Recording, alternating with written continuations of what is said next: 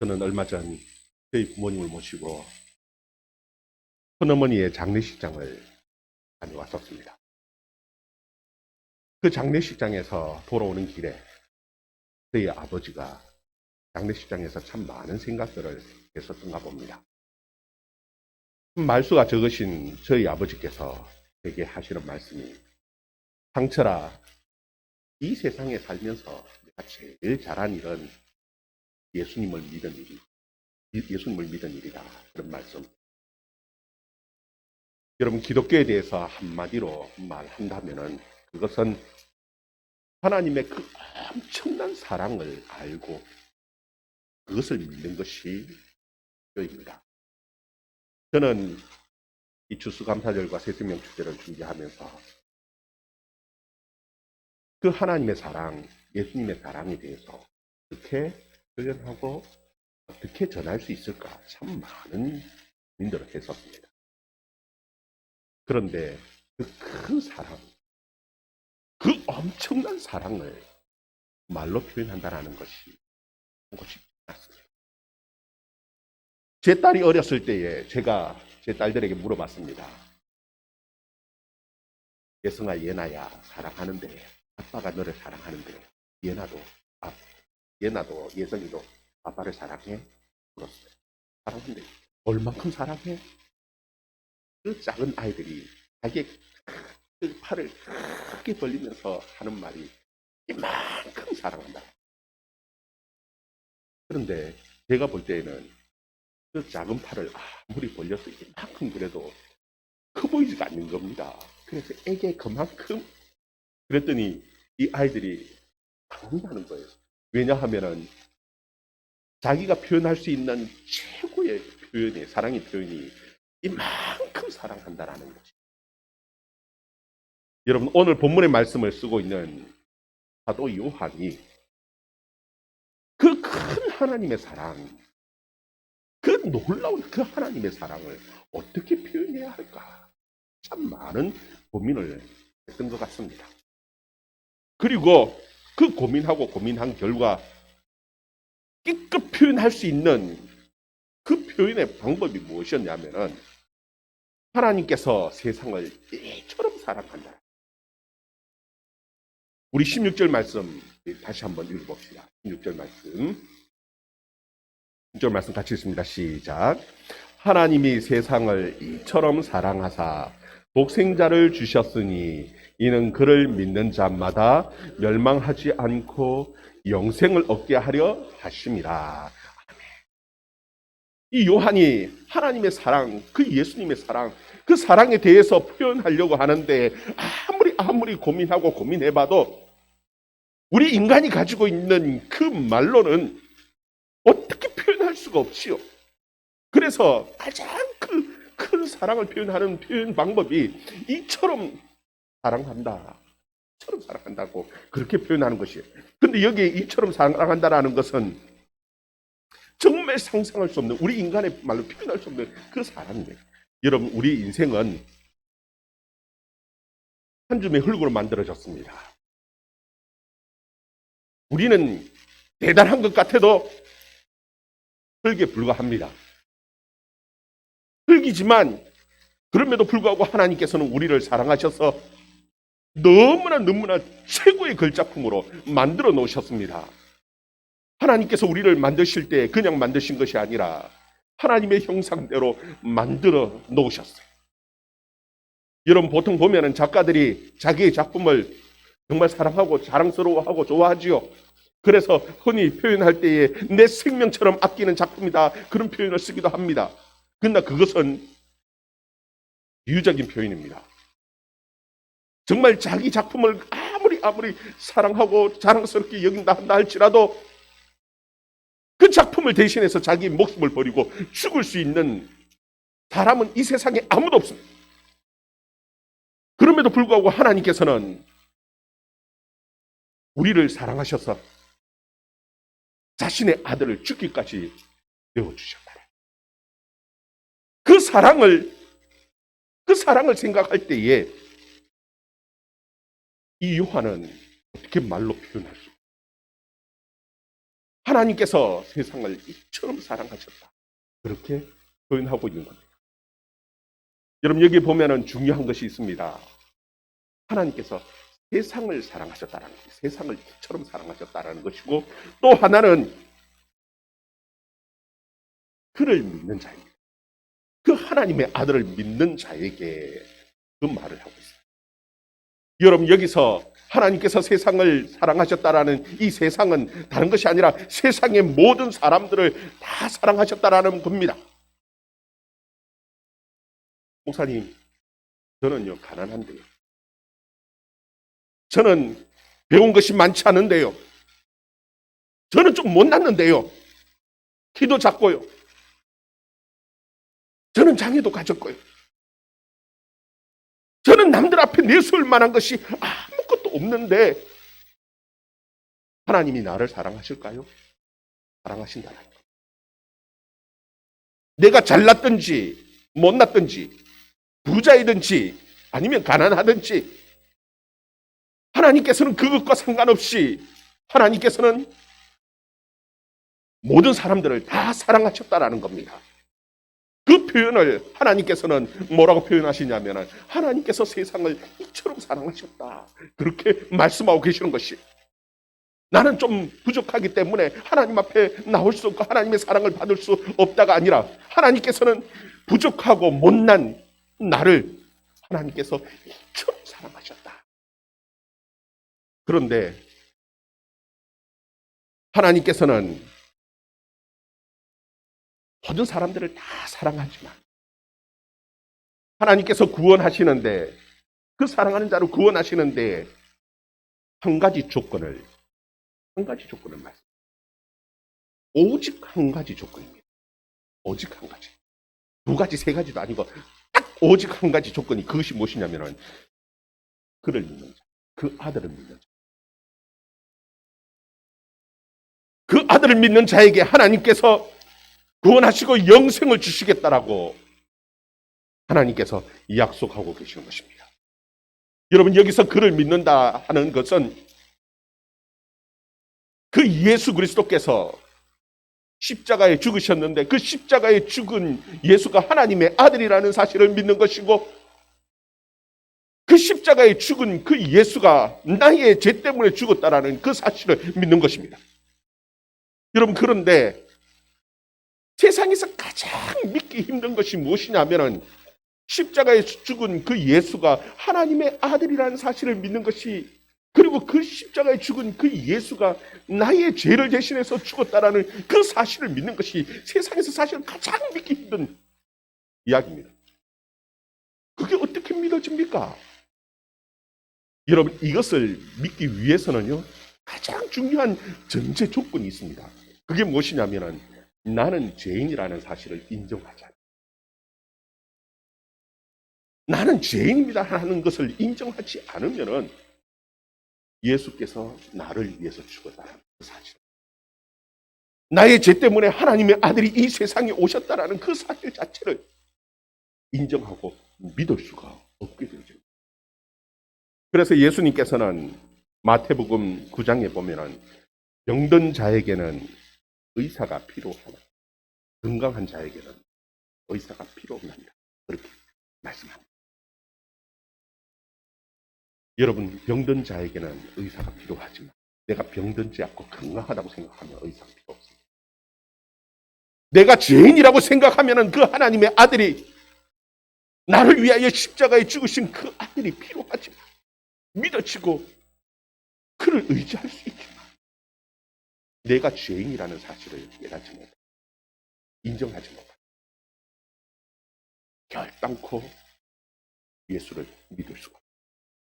여러분 많은 사람들이 기독교를 싫어하는 교회를 싫어하는 이유 중에 그 첫 번째가 무엇이냐면 교회 가면은 자꾸 죄인이란 말을 하는 거예요. 그러나 그건 어쩔 수 없어요. 죄인인 것을 인정하지 않으면 예수를 믿을 수가 없기 때문에 여러분 믿는다라는 것은 다른 것이 아닙니다. 그냥 예수님께 내 인생을 맡기는 겁니다. 여러분 내가 병들었을 때에 의사에게 나의 치료를 맡기죠. 수술하는 데에 배를 갈라서 수술하는데 내가 이래 들여다보니까 여기가 잘못해서 여기 좀 잘라주세요. 어느 누구도 그렇게 말하지 않습니다. 맡기지요. 그냥 맡기고 누워 있는 겁니다. 내 몸 전체를 다 그 의사에게 맡기는 겁니다. 여러분 여기서 믿는다라는 의미는 겁니다. 내 인생, 나의 이 문제를 내 스스로 해결할 수 없고 나를 위하여 십자가에 죽은 나의 죄의 문제를 해결할 수 있는 그 예수에게 내 인생을 맡기는 것이 그때에 놀라운 하나님의 역사가 일어나는데 그것이 무엇이냐면 바로 구원의 역사. 우리 인생을 새롭게 만들어 가시는 하나님의 은혜가 임하게 되어지는 거예요. 우리 17절 18절 말씀 또 읽어봅시다. 17절 18절 말씀 같이 읽습니다. 시작. 하나님이 그 아들을 세상에 보내신 것은 세상을 심판하려 하심이 아니요 그로 말미암아 세상이 구원을 받게 하려 하심이라. 그를 믿는 자는 심판을 받지 아니하는 것이요 믿지 아니하는 자는 하나님의 독생자의 이름을 믿지 아니하므로 벌써 심판을 받은 것이니라. 여러분 이 세상은 심각한 상태에 있습니다. 멸망을 향해서 달려가는 그 열차와 같습니다. 멸망을 향해서 가요. 여러분 그것을 안다라면 거기서 뛰어내려야죠. 아이 무슨 말씀을 합니까? 이 세상이 어떻게 이 세상이 멸망할 수 있습니까? 여러분 멸망할 수 있음을 증거로 보여주는 것이 있습니다. 그게 무엇이냐면 노아의 홍수입니다. 이 세상은 언제든지 멸망할 수 있습니다. 마태복음 24장을 보면은 하나님의 심판이 임하는데 그때 노아의 홍수 때와 같다라고 말합니다. 노아의 홍수 때와 같이 그 멸망당하는 그 순간까지 사람들은 깨닫지 못하고 먹고 마시고 싶고 그러고 사는 것. 그러다가 망하는 것. 여러분 이 세상은 결국 멸망할 수밖에 없는 세상입니다. 그러면은 그 구원의 길이 무엇입니까? 오직 한 가지 성경을 말합니다. 그게 무엇이냐 하면은 오직 믿음이라. 그 아들 예수 그리스도를 믿는 것만이 구원의 길이라고 말씀합니다. 근데 사람들이 그 구원의 길을 알면은 구원의 길이 와야 되고 믿어야 되는데 사람들이 잘 믿으려고 하죠. 왜 그렇습니까? 우리 또 19절 20절 제가 한번 읽어볼게요. 19절 20절 말씀. 그 정죄는 이것이니 곧 빛이 세상에 왔으되 사람들이 자기 행위가 악함으로 빛보다 어둠을 더 사랑하는 것이니라. 악을 행하는 자마다 빛을 미워하여 빛으로 오지 아니하나니 이는 그 행위가 드러날까 하며. 여러분 빛이 왔는데도 불구하고 왜 빛으로 나오지 않습니까? 사람들의 행위가 악하기 때문에 그 행위가 드러날까 오지 않는다고 말합니다. 근데 거기 보면은 그 정죄는 이것이니 그렇게 말씀합니다. 하나님께서 가장 악하게 보는 그 죄가 그 죄 중에 첫 번째 죄가 무엇이냐 하면은 빛이 왔는데 빛으로 오지 않는 것. 즉 다시 말하면은 하나님의 아들을 믿지 않는 이것이 가장 큰 죄라고 성경은 말씀하고 있습니다.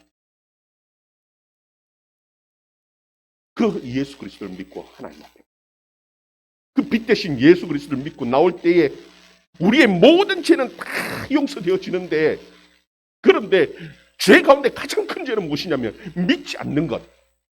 예수 그리스도를 믿지 않고 빛 가운데 나오지 않는 이것이 죄 가운데 가장 큰 죄라는 거예요. 그것 때문에 멸망한다. 그것 때문에 하나님의 심판이 있다는 거예요. 21절에 보면 진리를 따르는 자는 빛으로 오나니 이는 그 행위가 하나님 안에서 행하는 것임을 나타내려 합니다. 여러분 예수 안에 올 때에 예수 그리스도를 믿고 따라갈 때 여러분 구원의 역사 하나님께서 우리에게 주시는 그 큰 축복을 무엇으로 표현하느냐 하면 결혼으로 표현합니다. 하나님은 우리를 사랑하셨습니다. 여러분, 사랑의 그 결실은요, 뭐냐면 결혼입니다. 그래서 하나님의 사랑을, 결실을 표현할 때 믿는 자와 함께 하는 것을 성경은 결혼식으로 표현하는 거예요. 여러분, 이 세상에서 가장 기쁜 일은 무엇이냐면 사랑하는 사람과 함께 결혼해서 함께 사는, 이것이 세상에서 가장 큰 복이고 세상에서 가장 누릴 수 있는 가장 큰 기쁨이죠. 그것과 같이 그것보다도 더 큰 기쁨, 더 큰 복이 무엇이냐? 바로 예수를 믿는 것인데, 그것을 결혼식으로 해요. 여러분, 우리나라의 결혼식을 보면은 요즘은 너무너무 바쁘게 급하게 막 진행을 합니다. 결혼식 하루, 그것도 하루도 온정일도 아니죠. 결혼식장에 가면은 결혼 진행을 하는 분이 제일 먼저 목사님 찾아와서 하는 말이 무엇이냐면, 목사님 제발 설교를 짧게 해주세요. 10분만 해주세요. 10분만. 아, 너무 짧은데. 아, 그러면 15분. 절대 그건 넘어가면 안 돼요. 왜냐하면은 그 뒤에 또 순서가 있으니까 빨리 끝내야 돼요. 그러면은 예식 순서가 보통 보면 한 30분, 길면 40분 이상 넘어가는 예식이 거의 없죠. 그리고 사진 찍고 하나의 모든 것을 다 이런 식으로 끝내고, 그것이 오늘날 우리의 결혼의 형태인데, 그런데 여러분, 성경이 나오는 이 유대인들은 결혼식을 할 때에 이스라엘 사람들은 결혼식을 얼마나 하느냐 하면 일주일을 합니다. 일주일을 다 손님을 청했어요. 먹고 마시고 같이 기뻐하고 즐거워하고 일주일 동안을 계속 잔치를 하는 겁니다. 잔치를 해. 그러면은 우리 생각에는, 아니 일주일 동안 잔치하면서 먹고 마시고 하면은 그 살림 다 거들나는 거 아닙니까? 그렇게 해가 어떻게 합니까? 일주일 동안 어떻게 그렇게 결혼식 축하 그 잔치를 합니까? 여러분, 유대인들은 그렇게 하는 이유가 있습니다. 왜 그렇게 하냐면은 인생에서 가장 기쁜 날이고 가장 즐거운 날이고 가장 복된 날이기 때문에 일주일 동안을 그렇게 잔치를 하는 거예요. 그런데 그렇게 잔치하는 이유는 하나님께서 그렇게 잔치를 해도 그 기뻐하고 한 그 백성, 하나님의 백성들에게 더 큰 복을 부어 주실 거라고 믿기 때문에 그렇게 하는 겁니다. 오늘 말씀에 보면은 이 29절 말씀, 우리 같이 한번 읽어봅시다. 29절 말씀에 보면은 그것을 신랑이 신부를 맞이하는 것처럼 그렇게 기뻐하면서, 29절 말씀 같이 읽습니다. 시작. 신부를 취하는 자는 신랑이나 서서 신랑의 음성을 듣는 친구가 크게 기뻐하나니 나는 이러한 기쁨으로 충만하였노라. 아멘. 여러분, 우리가 생각할 때 우리가 예수를 믿고 하나님 나를 구원해 주세요 하고 나오면은, 하나님 내게 복을 주세요 하고 나오면은 하나님께서 이 세상에 수많은 사람들이 있으니까 그 가운데에 아이고 니 불쌍하구나 하고 어디 거지 동전 한 푼 주듯이 그냥 그렇게 탁 긍휼로 그냥 아이고 그래 니 너무너무 불쌍하니까 그래 뭐 좀 이거나 가지고 떨어져라 하고 그렇게 딱 줄 것 같은데 절대 그렇지 않다는. 여러분, 하나님께서는 우리를 사랑하십니다. 그래서 어떻게 어느 정도로 사랑하시냐 하면은 신랑이 신부를 맞아. 내가 못났고 잘났고 상관없이 내가 하나님 앞에 나올 때에 하나님은 나를 신부로, 정말 사랑스러운 신부로 맞이하듯이 그렇게 기뻐서 맞아주신다 말씀하고 계십니다. 그래서 한 영혼이 하나님 앞에 나올 때 축제라고 말을 합니다. 잔치라고 말을 합니다. 그리고 믿지 않는 사람들이 보면은 예수 믿는 사람들을 가장 이상하게 생각하는 것이 무엇이냐면은, 왜 믿으려면 자기 혼자 믿지? 왜 사람들에게 그렇게 교회 가고 예수 믿으라고 그렇게 권면하고 말하는지 도무지 이해가 안 간다. 그렇게 말을 하지요.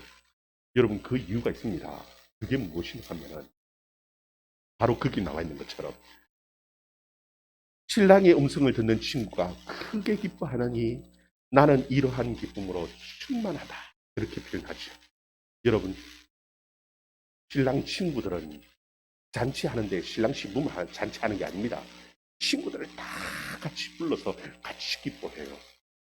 그때에 그 신랑 신부를 소개해 준 사람도 같이 기뻐하고요. 같이 즐거워하고요.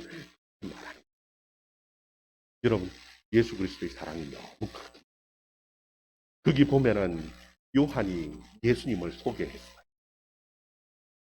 요한을 따르던 그 수많은 사람들, 요한의 제자들도 예수님을 따라가고 예수님에게 세례를 받고 있습니다.